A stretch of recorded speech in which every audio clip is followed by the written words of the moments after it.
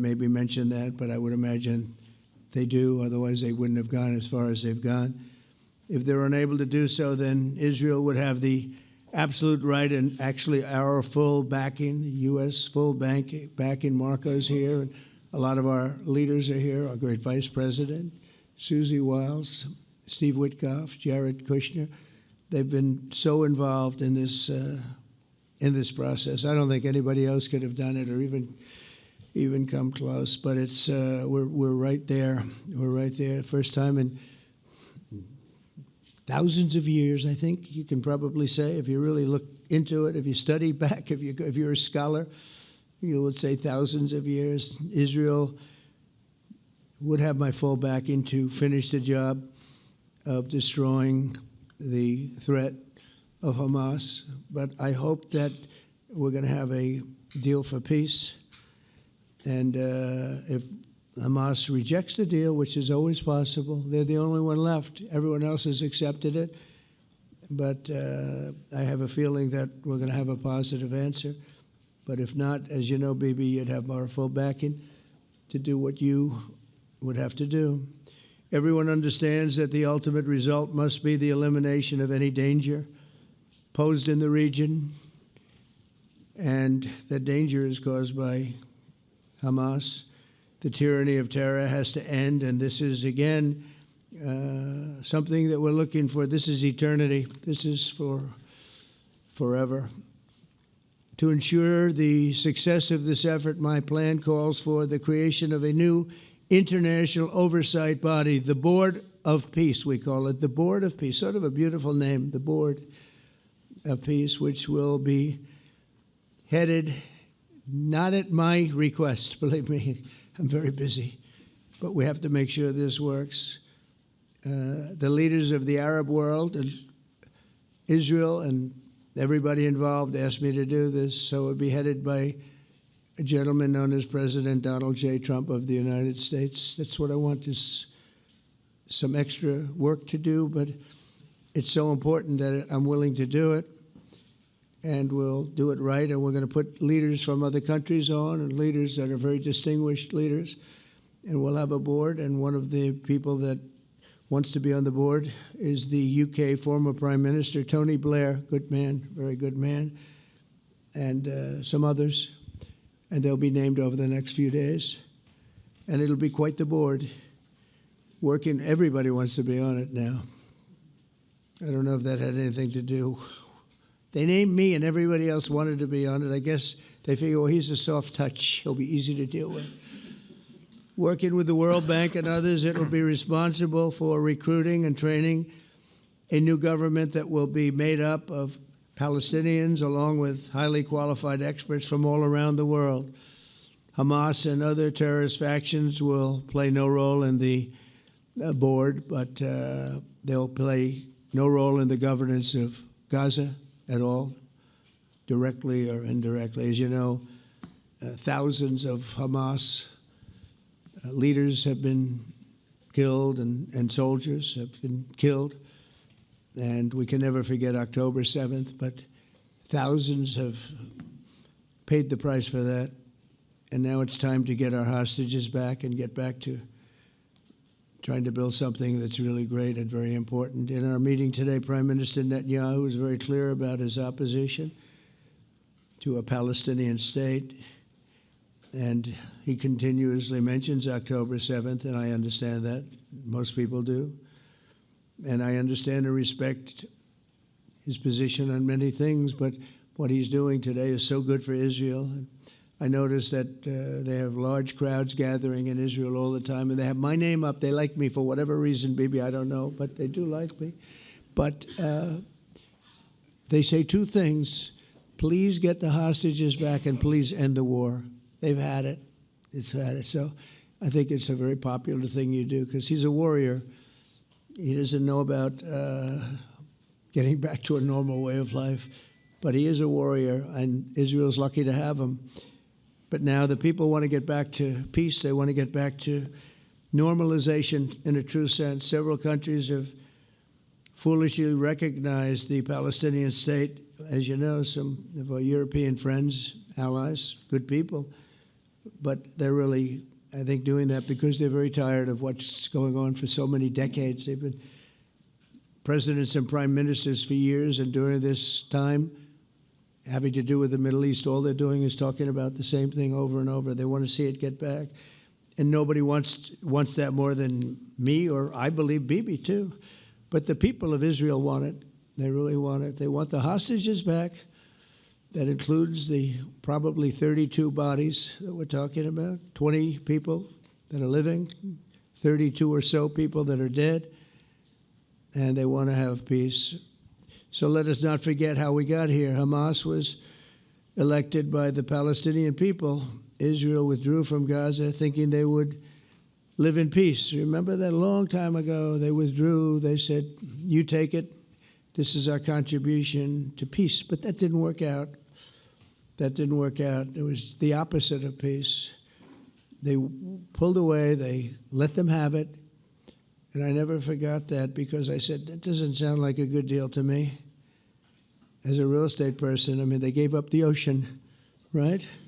Ron, they gave up the ocean. They said, who would do this deal? And it still didn't work out. They were very generous, actually. And they gave up the most magnificent piece of land in many ways in the Middle East. And they said, all we want to do now is have peace. And that request was not honored. Instead of building a better life for the Palestinians, Hamas diverted resources to build over 400 miles of tunnels and terror infrastructure, rocket production facilities, and hid their military command posts and launch sites in hospitals, schools, and mosques. So if you went after them, you'd be after them, and you wouldn't even realize you ended up knocking out a hospital or a school or a mosque. A terrible thing, terrible, terrible way to have to fight. No fight is good, but that's a real bad one. So there are many Palestinians who wish to live in peace. Many. I've seen so many of them. And they have support. And I challenge the Palestinians to take responsibility for their destiny, because that's what we're giving them. We're giving them responsibility for their destiny, fully condemn and prohibit terrorism and earn their way to a brighter future. They don't want the life that they've had. They've had a rough life with Hamas. If the Palestinian Authority does not complete the reforms that I laid out in my vision for peace in 2020, they'll have only themselves to blame. We're giving them an amazing footprint, and they have amazing support from the leaders of the Arab world and the Muslim world, the great leaders. These are great leaders. These are unbelievable leaders that have built great countries and very wealthy countries. What the future holds for the Palestinians, no one really knows, but the plan that we put forward today is focused on ending the war immediately, getting all of our hostages back, getting everything back. Hard to believe when you even say it, and creating conditions for durable Israeli security and Palestinian success. Israeli security is going to be involved. We're going to help you. We'll be there with you in terms of helping with security. We want to make sure it works. We just want to make sure it works. There shouldn't be a shot fired. Now, there will be, I guess, because that's the way it seems to be, but there shouldn't have to be within a few days. There shouldn't have to be a shot fired. Maybe for eternity. Wouldn't that be nice? I hope it's true. I can tell you the leadership of that region feels that there's a good chance of it being true. So this will lead to this agreement that we're talking about will lead to a sustainable, long-term peace. No president in history has been a greater friend of the state of Israel than I have, in addition to negotiating the Abraham Accords. I like to say it that way because the real people, that's what they call Abraham.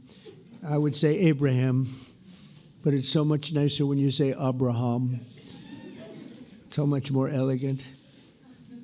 But the Abraham Accords are amazing. Jared, you did that along with your group of geniuses, and nobody thought that could be done. We have 4 countries, and Sleepy Joe Biden didn't do a thing. He didn't even know what the hell they were.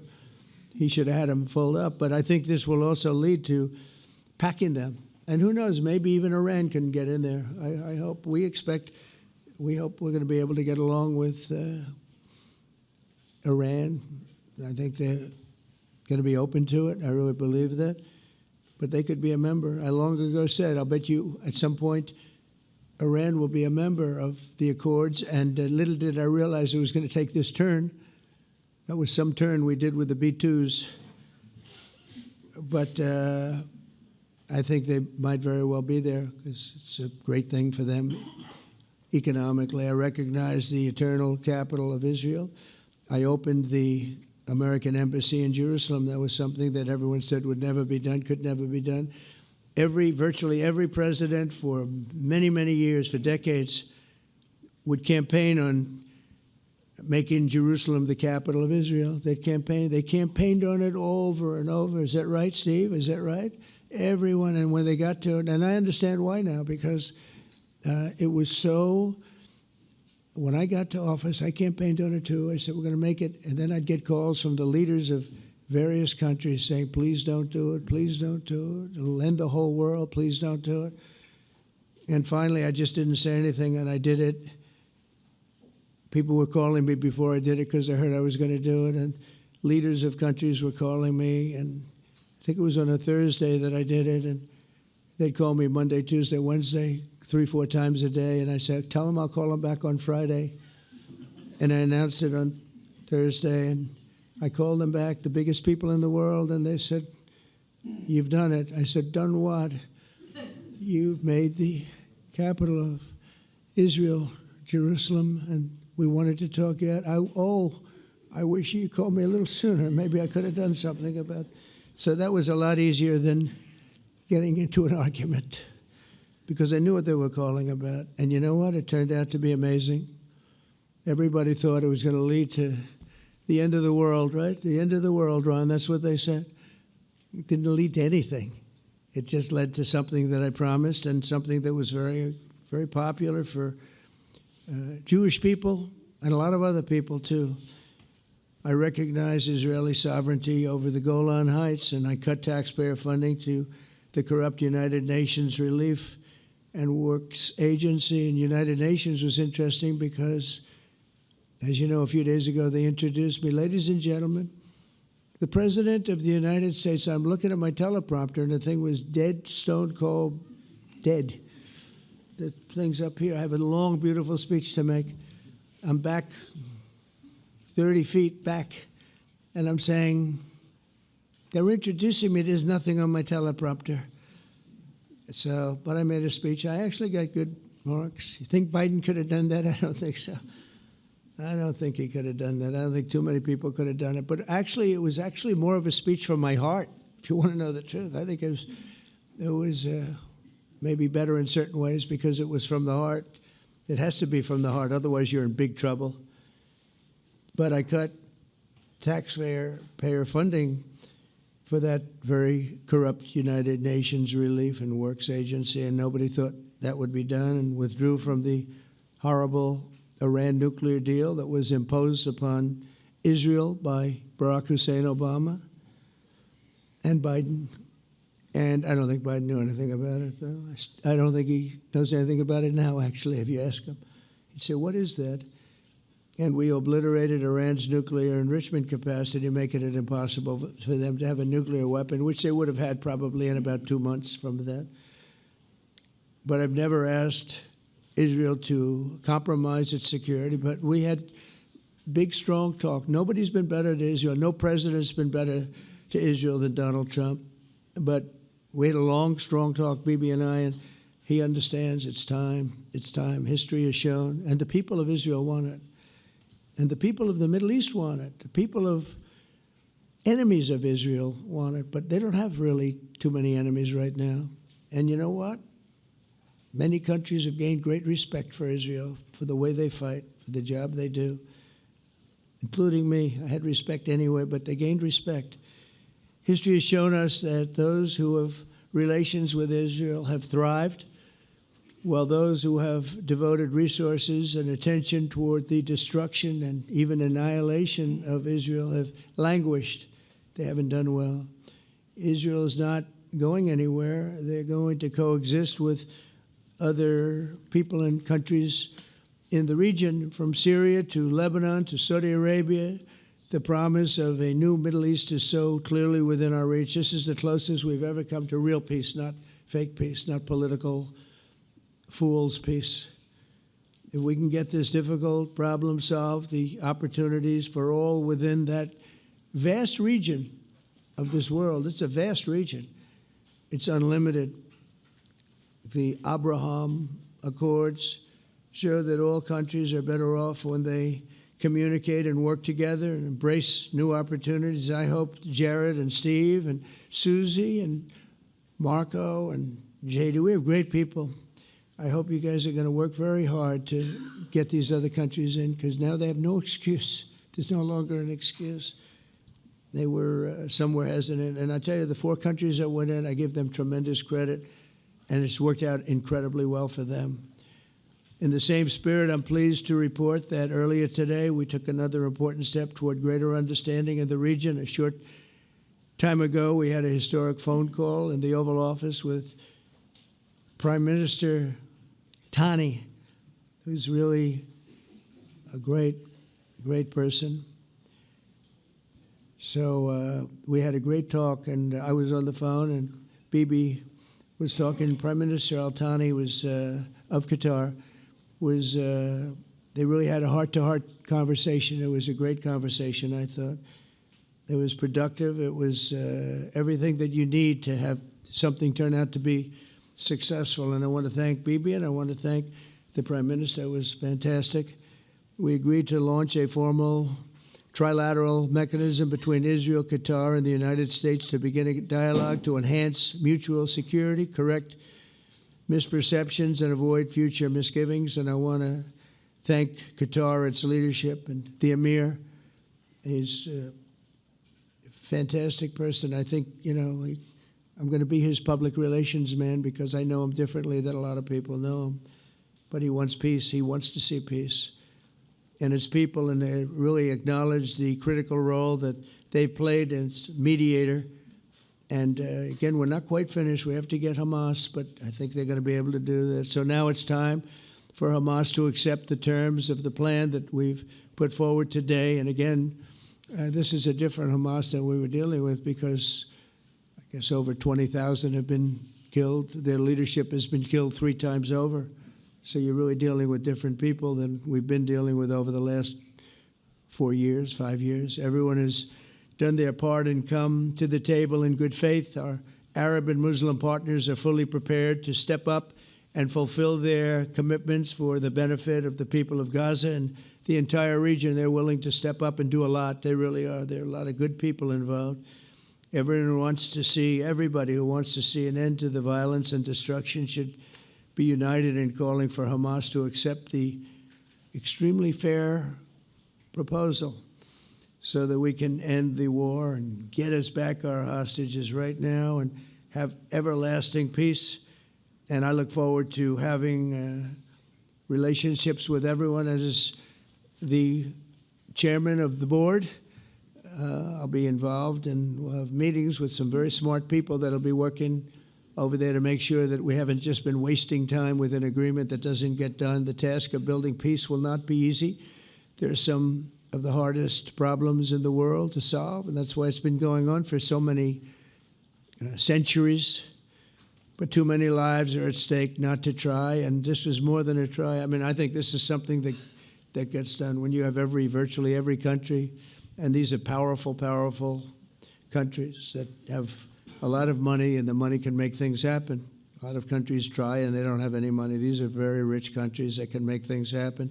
So together we'll forge a much safer and more hopeful future for everybody, including Israel.